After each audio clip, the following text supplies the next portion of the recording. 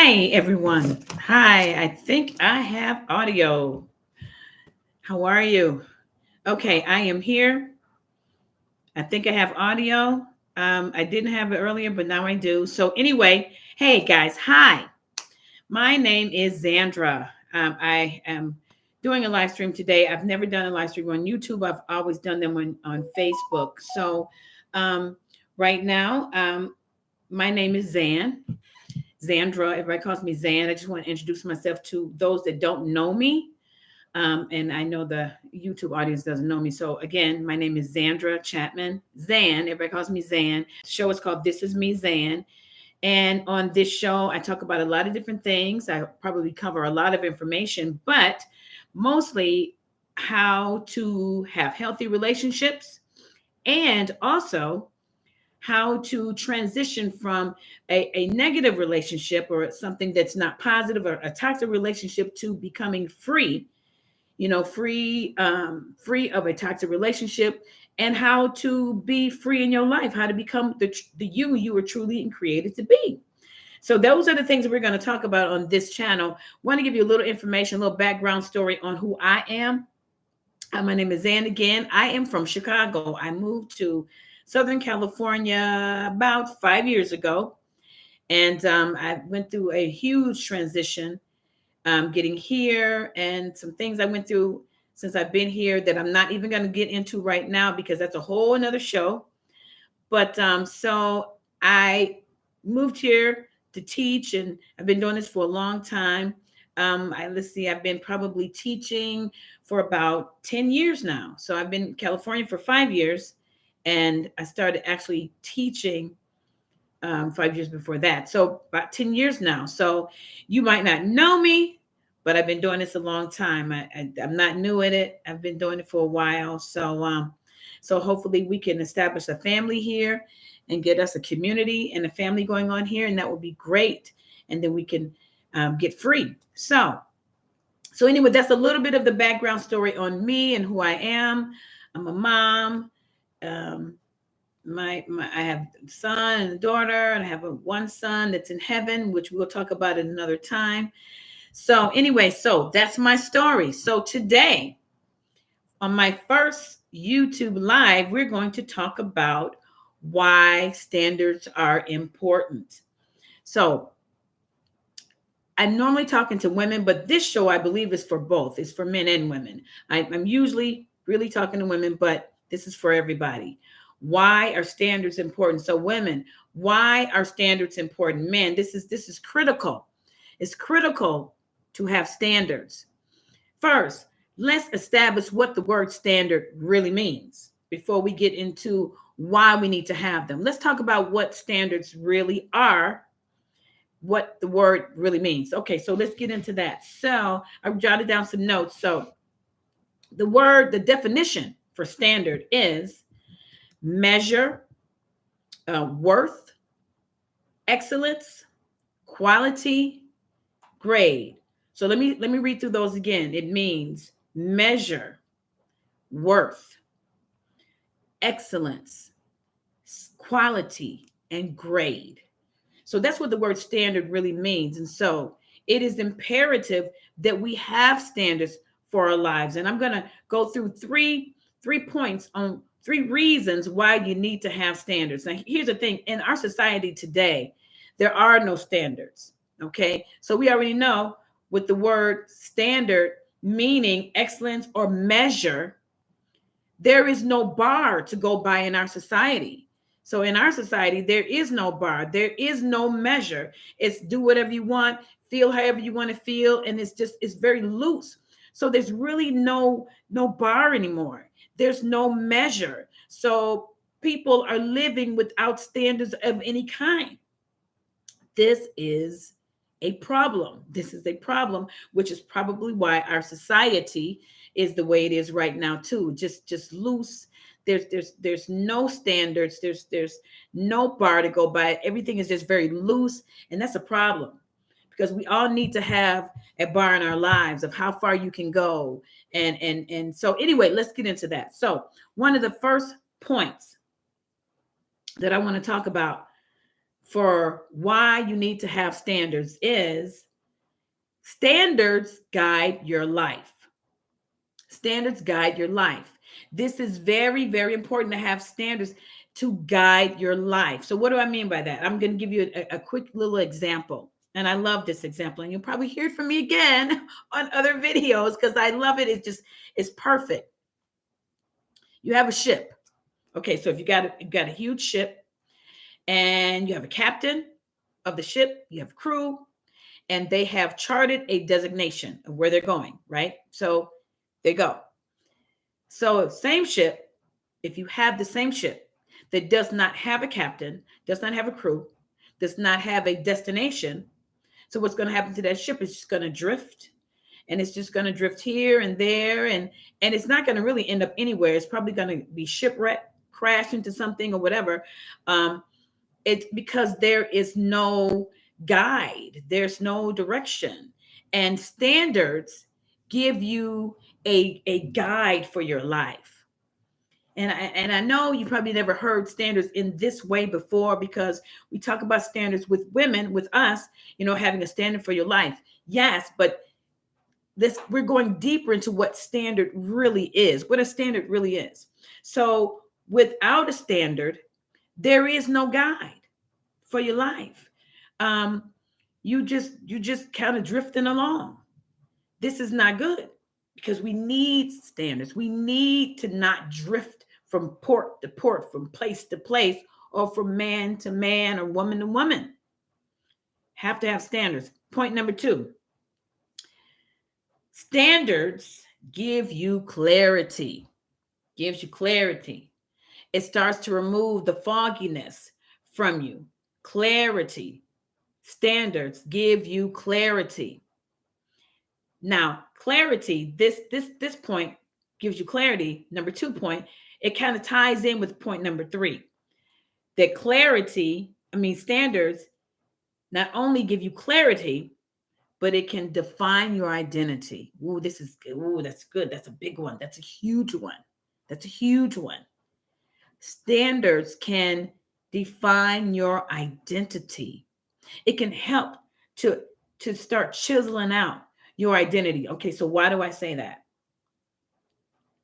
Okay, so because standards give you clarity, it gives you more defined definition of your identity. Meaning this, when you don't know who you are, you accept anything. When you have no true carved out standards or clarity of your identity or guides for your life, you just accept anything. Without a standard, you accept any kind of guy that comes into your life. You men, you'll accept any kind of woman because you don't really have a real concrete identity, meaning that you don't really know who you really are. And when you don't know who you are, then you will assimilate to anything, to what the culture says, who the culture says that you are, or who your friends say you are, or who the world says you should be, who the media says you should be, who the songs, music industry say you should be. So you'll just assimilate, well, this is who I should be. Okay, well, they're saying that. And so you'll assimilate to all these outside voices trying to tell you who you are when you don't have standards. So standards are so critical.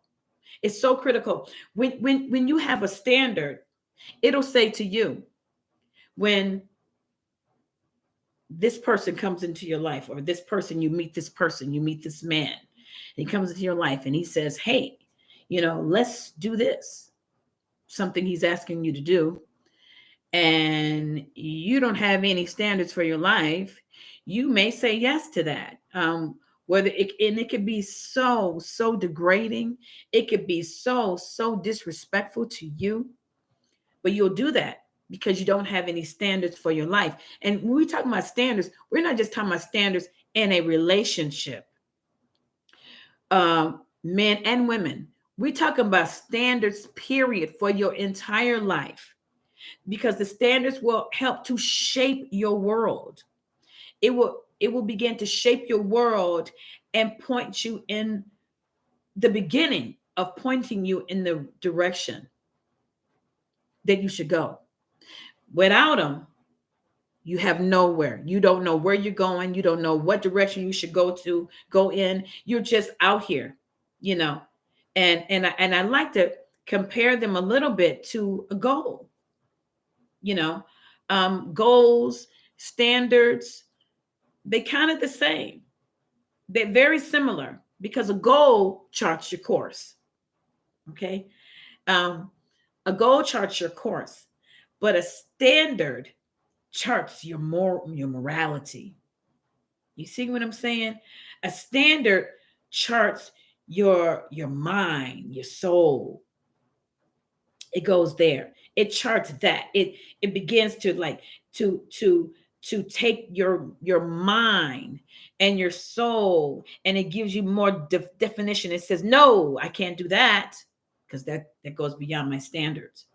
And here's the thing, we always want to live our lives in a way that our standards are high. You know, like the definition says, standards are measure or worth or your excellence. That's what standard means. So we always want to always raise the bar for our own selves.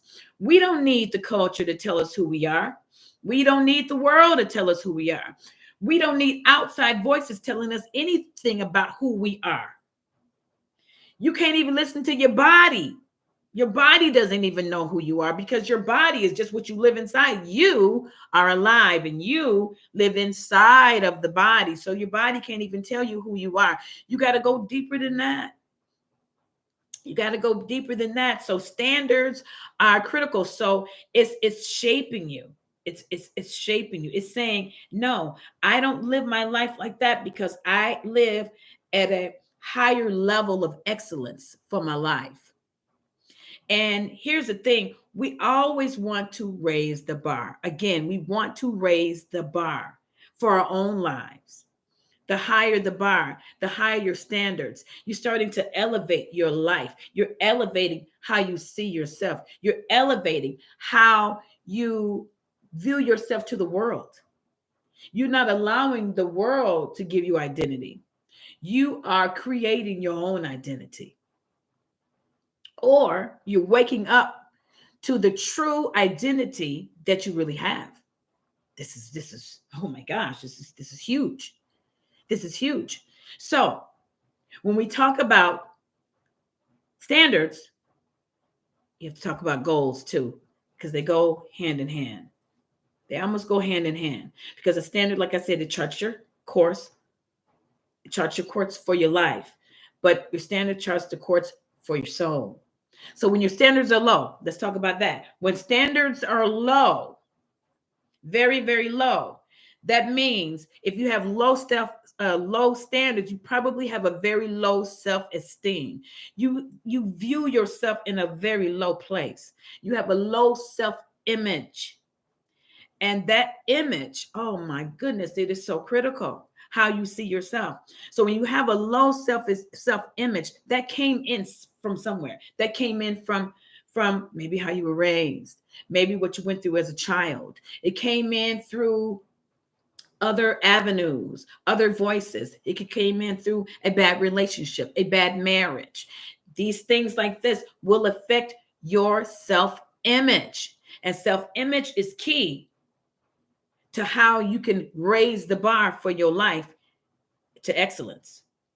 But if the image is very low, your standards are probably going to be very low, and your self-image is going to be very, very low. So how far you can go, how far you can rise is going to be limited because of how you see yourself. This is very, very, very, very critical.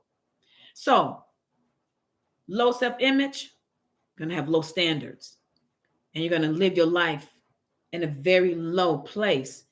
And that is not how you were made. That is not how the Lord created you. He created you to live on a high place. I mean, the word of God says that you're fearfully and wonderfully made. You're fearfully and wonderfully made. I mean, man, oh man, you are so awesome. You are so wonderful. You are so dynamic. But because your image is so low, standards are going to be low. See what I'm saying? It goes hand in hand. So, how do we fix it? How do we fix our self-image? Ooh, man, this is a big thing. This is huge. How do you fix your self-image? Well, you've been listening to negative voices. It didn't just happen overnight. You didn't start seeing yourself in this way. You didn't have these low standards. It just didn't happen overnight. It happened gradually. You know, that bad relationship or that bad marriage or their family issues, things that happened when you were a child. You were told you were nothing, you're not going to be nothing. And then somebody else told you, who you were married to or who you were dating, you will never get nobody, and these negative things. Or maybe they didn't say anything. It was just a treatment, how you were treated. And it created this negative image on the inside of you. And so remember now, we think in pictures. We don't think in words. We think in pictures. So when you go through something, a picture, a image appears in your mind, The picture appears here.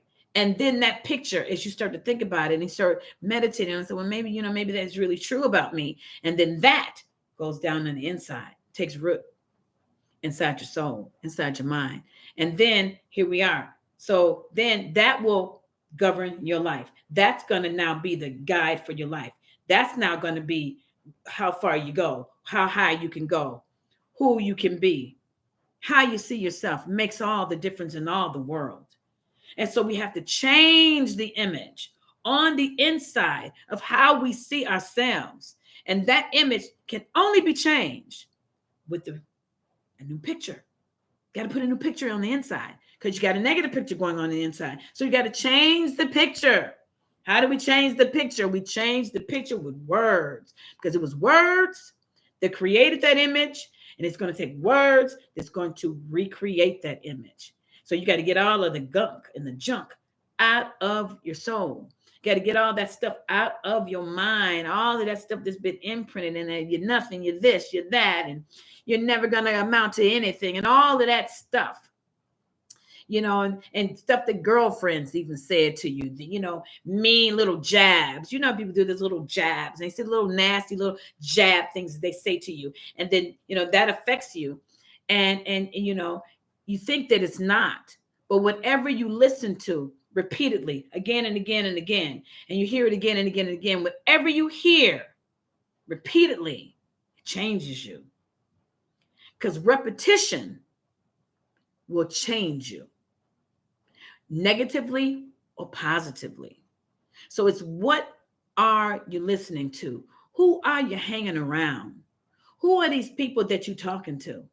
You know what I mean? Sometimes in order to raise our standards and raise our image, we got to take inventory of the people that we're talking to. Got to take inventory of the people that are around you. Who are they? Listen to the thing you're saying. Sometimes we're so used to negative stuff, negative environments, negative friendships, negative conversation. It's just the atmosphere is so charged with negativity. We're so used to hearing all this negative stuff to the point it's so negative, you don't even hear it as negative anymore. It just sounds like normal, It just sounds like normal, but it's not. Negative is not normal. Being fearful and negative, that is not a normal response. That is a worldly response, but that is not a normal response. Remember now, you were fearfully and wonderfully made. You were not made to be fearful. You were not made to be negative. That's why all those negative thoughts and all those negative feelings, what does it do? It turns inward onto the body and begins to affect the body in many different ways. And health issues and different things like that, because it's negative, because the body was never made to hold or carry any of that negative energy. It's never made to do that. So we have to say different things to ourselves. Why? So Because when you hear yourself say these words and you say these words about you, then that's going to begin to change the image. Now, it may not change it overnight. Because remember now, you didn't get that way and you didn't start feeling that way about yourself overnight. It was a process. It was a process, right? So it's going to take words, because words are not just words. Remember now, we don't think in words, we think in pictures. We think in pictures. So you hear a word, you paint a picture. The moment you hear a word, you paint a picture in your mind. That's why it's so critical to guard what you hear, guard what's before your eyes, because what you hear and what you see goes inward. It begins to paint a picture on your soul, on your mind, because the mind is not here. The mind is here. It begins to paint that picture. So you have to be very, very, very, very cautious about what you're listening to. And we're so used to hearing all kinds of stuff, all kinds of junk. We just listen to anything. We just, we just listen to, and we're so used to hearing all this negative chatter, and it's just, oh, the world is so loud, it's so noisy, so noisy. So changing the image will change your standards for your life. It's not enough to say, okay, I'm going to change the standard. I mean, that's okay, but you may not hold true to that standard until you change the image of how you see yourself on the inside. I can promise you that if you change the standard, but you don't change that image, you'll fall right back into the same patterns that you've been living. And so we want permanent change. We don't want this, oh, today, a week, month, and you go back. We have to get to the root of where the issue is. And the issue is in the mind. It's in the mind. It's in the mind. So you've got to get in there and do the work. You got to get in there and get all that stuff out of there. And so, hey, listen, I got to go. But listen, we're going to go into this more. I'll be back tomorrow. So we're going to go into more of what we need to do. What do we say to ourselves in order to change the image? We're going to get into that on tomorrow. Okay, I'll be back tomorrow. But hey, I hope you guys enjoyed what we talked about. Oh, I forgot. If this gave you any value at all, if this helped you in any way, please click like and subscribe. And we really appreciate that. That will help me get the algorithm out there even more. And we have more people to hear the word and hear this teaching. And then this will help so many people get free and live the life they were created to live and be who the Lord created them to be. All right. Love you guys. See you soon.